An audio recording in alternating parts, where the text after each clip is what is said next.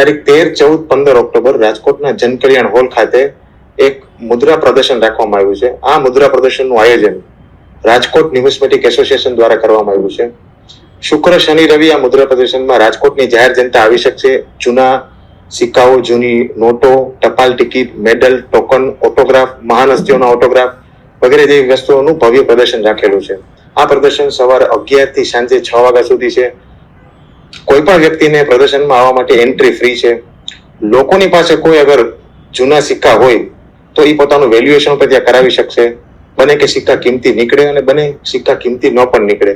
ત્યાં દેશના ટોચના મુદ્રાશાસ્ત્રીઓ હશે જે તમને પોતાના કલેક્શનમાં સ્ટોલમાં રહેલી મુદ્રા વિશે પણ માહિતી આપશે. તદુપરાંત તમારી પાસે કઈ વસ્તુ હોય તો એ પણ તમને વિનામૂલ્યે ચેક કરી આપશે. સિક્કો છે ને એ કોઈ સભ્યતાનું અકાટ્ય પ્રૂફ હોય છે. એના ઉપર કોઈ વસ્તુ મુદ્રિત થઈ ગઈ, લખાઈ ગઈ ને તો એ વર્ષો સુધી યાદ રાખી શકાય છે.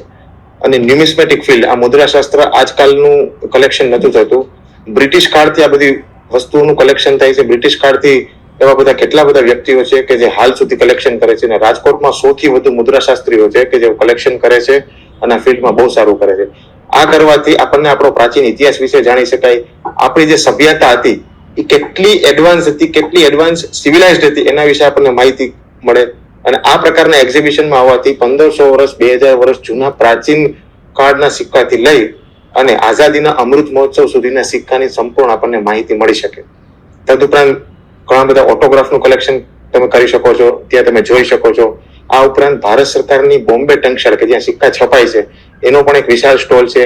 એના સ્ટોલમાં પણ તમે સ્મારક સિક્કા જેમ કે મન કી બાત છે, જેમ કે G20 સમિટની યાદમાં બહાર પાડેલા સિક્કા છે કે પછી અન્ય એવા કોઈ પણ કોમેમોરેટિવ કોઈન, આ તમે કોમેમોરેટિવ કોઈનનું કેસેટના સ્વરૂપમાં, UNC પ્રૂફ સેટના સ્વરૂપમાં તમે આ બધું કલેક્શન ત્યાં જોઈ શકો છો.